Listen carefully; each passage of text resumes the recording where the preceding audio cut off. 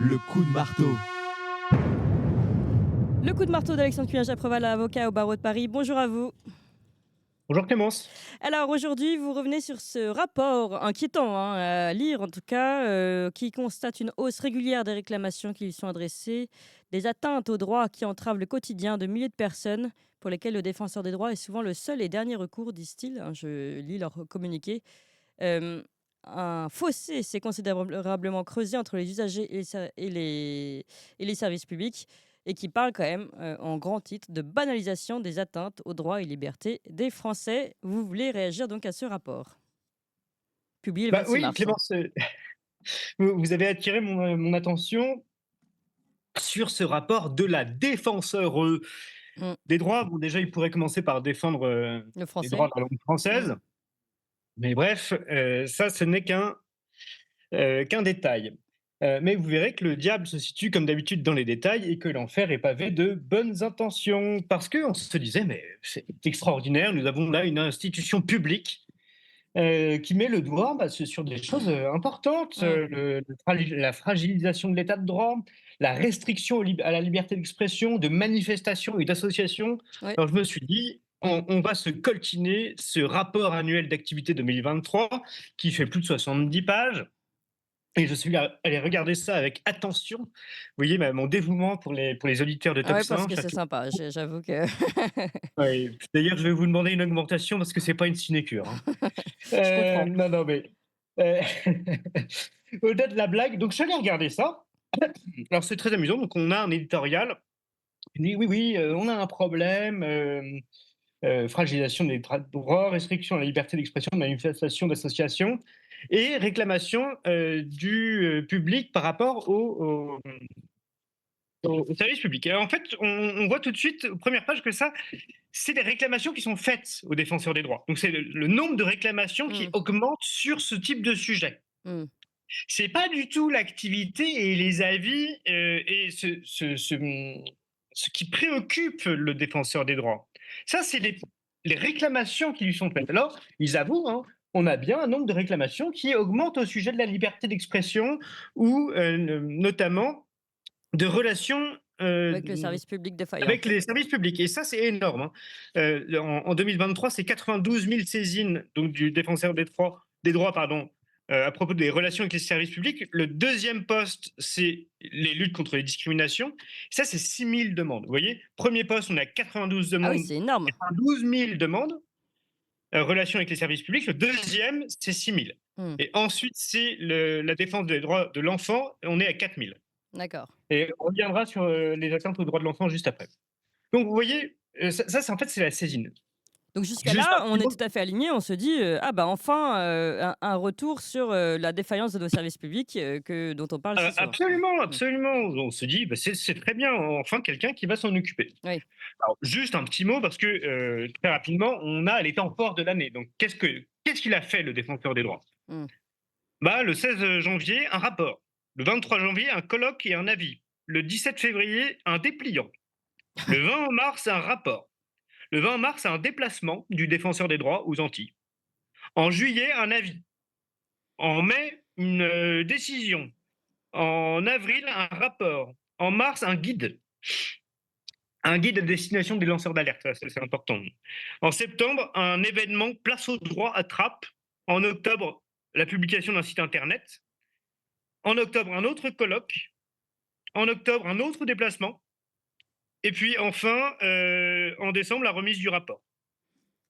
Bon, voilà, c'est ça l'activité du défenseur des droits, hein. C'est faire Donc, des en fait, rapports. Oui. c'est faire des rapports et des rapports sur ces rapports et publier ces statistiques. Alors après, je suis allé voir un petit peu dans le détail parce qu'il y avait notamment quelque chose sur les atteintes aux droits de l'enfant. Alors là, je me dis, bon, c'est quand même intéressant, c'est un sujet qui vous intéresse beaucoup Oui, oui, avec Carl Zéro, sur SOS Toxin. Éducation. On se dit, bon, bah, il y aura peut-être quelque chose sur le harcèlement à l'école, sur le suicide, sur la pédocriminalité. Je ne vais même pas parler de l'IVG, hein, du droit à la vie des enfants à naître, hein, ça, c'est juste 230 000 morts par an. Mais c'est un détail. Bon. Mais ça part bien, hein. Il y a une question à Éric Delemare, défenseur des enfants. dont l'objectif est de garantir l'intérêt supérieur de chaque enfant. Mmh. Tout va très bien. Alors, je lis, hein, sa première phrase. Notre rapport annuel intitulé Le droit des enfants au loisir, au sport et à la culture montre qu'il existe un enjeu global pour lever les obstacles afin que les enfants puissent développer leur créativité, leurs talents, etc., etc. Et attendez, en fait, votre problème, à vous, c'est pas du tout que, par exemple, suite à l'affaire Outreau, les enfants puissent être violés sans être entendus par la justice et sans que les auteurs des crimes soient condamnés. Le problème, c'est pas du tout que l'État ait enfermé les enfants pendant 2 ans, obligés à porter des masques, quitte à développer de graves pathologies psychologiques qui vont les toucher à vie. C'est pas qu'on les ait vaccinés de force. C'est pas qu'ils puissent être violés, etc. C'est pas qu'ils puissent être harcelés à l'école. C'est pas qu'il y ait des problèmes de suicide. Non, non. C'est le droit pour tout enfant de se livrer aux jeux et à des activités récréatives propres à son âge. Sauf que quand on lit un peu plus loin, c'est la découverte de son corps, etc., etc. Donc on voit très bien où ils veulent nous emmener. Oui. Vous voyez, enfin, une fois qu'on se plonge dans les 70 pages de ce Donc au torchon, cours de sexualisation, et cetera, hein. exactement. Aux Donc les recommandations de choses l'ONU d'ailleurs, avec les importantes petits livrets, sont oui. évidemment mises de côté. Alors évidemment, après, c'est des pages et des pages et des pages sur le droit des étrangers. Alors ça, il fallait nous le dire, hein. On a donné un avis sur la loi immigration.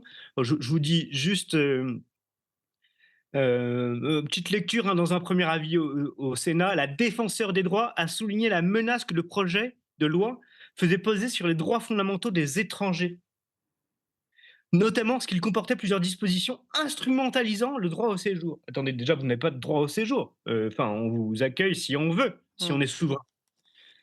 Euh, et enfin, on aimerait bien aussi que vous vous occupiez du droit des nationaux, du droit des Français d'être en sécurité et en liberté Et chez eux, et dans leur pays. et Enfin, par je ne exemple, sais pas, attendez, Alexandre, oui, concernant excusez-moi, je m'énerve. non, mais concernant les services publics, parce que vous dites il y a eu les plus fortes réclamations étaient sur les services publics, la défaillance des services publics, vous avez dit 92 réclamations, c'est énorme.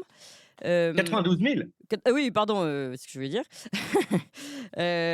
Donc concernant, la difficulté d'accès à ces services dans les territoires, là, on est tout à fait dans nos sujets. Les Il parle de dématérialisation excessive, c'est tout à fait nos sujets. Fermeture des guichets, c'est tout à fait nos sujets. En fait, on c'est exactement ce que nous, on essaye de rapporter ici dans Toxin, Oui, c'est-à-dire, oui. heu, Non, mais et en fait, c'est ce que je vous dis. Ils en parlent dans leurs statistiques et dans leurs rapports, mais sauf qu'il n'y a aucune intervention. Je vous donne la partie grand 3, les avancées majeures de 2023. Petit 1, des situations individuelles résolues. Première partie, devenir une footballeuse professionnelle. mmh, Deuxième partie, être militaire en étant porteur d'une pathologie chronique. Donc, je vous montre, hein, des avancées majeures, grand 3, mmh, 2023, des situations individuelles résolues, devenir une footballeuse professionnelle. Voilà, c'est ça leur rapport oui, oui. que je me suis infligé. Alors, juste un mot, parce que je suis allé voir par acquis de conscience, combien ça nous coûtait cette blague. Mmh, Ah oui, un petit mot. Il y a 250 salariés, oh, une paille. mmh. 193 femmes, 57 hommes. Donc déjà, la parité, merci, hein. Je tiens à le souligner. Non, c'est juste 27 millions d'euros de budget par an, cette vaste farce. Et la défenseur des droits. Alors, j'ai pas Donc trouvé Claire Hédon. j'ai pas trouvé le salaire 2023. En 2020, c'était 185 000 euros par an.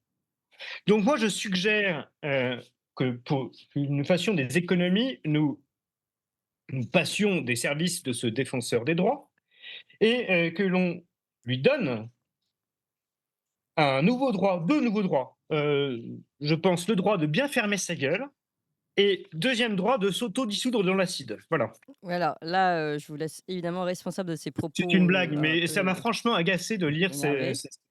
ce torchon de 70 pages qui nous a coûté 25 millions d'euros, 27 millions d'euros, qui soulevait évidemment des questions intéressantes et qui, comme d'habitude, ne fait que du baratin pendant 70 pages, qui n'ont fait que du baratin pendant un an, qui ont cumulé les pseudo-avis, les rapports, Mmh. etc. alors qu'il y avait des vrais sujets, Voilà, c'est ça. Il y avait des comme non, vous le mais c'est dites. c'est intéressant ce que vous dites, malgré la colère qu'on peut sentir et les propos qu'on va devoir mettre à distance de notre, de Tocsin évidemment.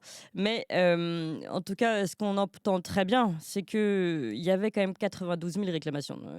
Imaginez 92 000 réclamations, je pense que c'est vraiment la partie émergée de l'iceberg. C'est les gens qui font la démarche pour arriver jusqu'à là et qui sont Ouais, entendus. absolument.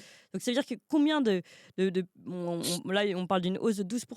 Combien de personnes aujourd'hui souffrent d'une dématérialisation excessive, de fermeture de guichets, d'un service qui ne marche pas, tout ça alors que, encore une fois, de cette distance entre le lien et la population et les services publics, alors qu'encore une fois, les personnes qui sont privées de ces services payent des impôts comme tous les autres.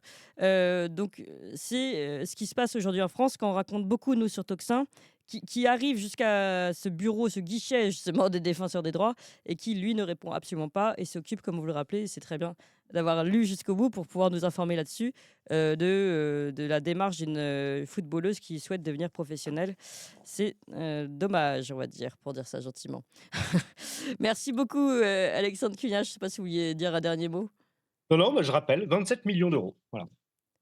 27 millions d'euros, c'est le, Et c'est le budget annuel de ce machin. d'accord. Donc, on cherche des économies, on sait où les faire. Ouais, c'est vrai que c'est déjà pas mal. Merci beaucoup, Alexandre Cunha-Preval. Voilà, on Je vous en revient prie. donc sur ce rapport annuel d'activité 2023 publié par le défenseur des droits, défenseur le. Ah non, ils disent là. Parfois ils disent le, parfois ils disent là. Là, c'est la défenseur des droits, Claire Hédon, publié hier. Donc, merci beaucoup. Et puis, Toxin